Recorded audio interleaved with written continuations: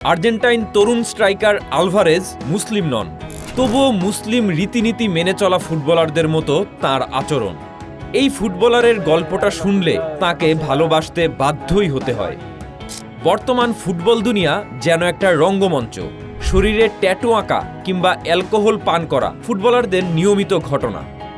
Neymar junior থেকে শুরু করে লিওনেল মেসির মতো তারকাদের শরীরে খোদাই করা আছে ট্যাটু, যেখানে কখনো উঠে আসে পরিবারের গল্প, কখনো ধর্ম, তো কখনো এই ট্যাটু শরীরে স্থান পায় ইতিহাস গড়ার স্মারক হিসেবে। আর্জেন্টাইন গোলকিপার এমিলিয়ানো মার্টিনেজ কাতার বিশ্বকাপ জয়ের স্মরণে ট্যাটু করিয়েছেন, কিন্তু সেখানে ব্যতিক্রম একজন, হুলিয়ান আলভারেজ। বিশ্বজয়ী এই স্ট্রাইকার তার প্রিয়তমা থেকে শুরু করে কাতার বিশ্বকাপ জয়ের ট্যাটুও শরীরে আঁকাননি। শুধু তাই নয়, তিনি কখনো মদও পান করেননি। ট্যাটু কিংবা মদ এগুলো থেকে নিজেকে চিরকাল সরিয়ে রেখেছেন তিনি। প্রশ্ন জাগতেই পারে, কেন সবার চেয়ে ব্যতিক্রম এই তারকা? উত্তরটা দিয়েছেন তিনি নিজেই।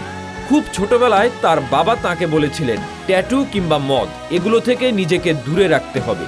আর বাবার সেই কথা এখন অবধি অক্ষরে অক্ষরে পালন করে চলেছেন এই তারকা।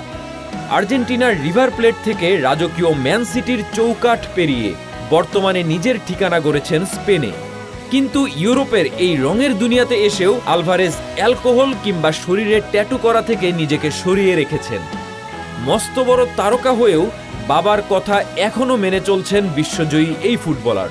হ্যাঁ, এই আলভারেজকে আপনি ভালোবাসতে বাধ্য।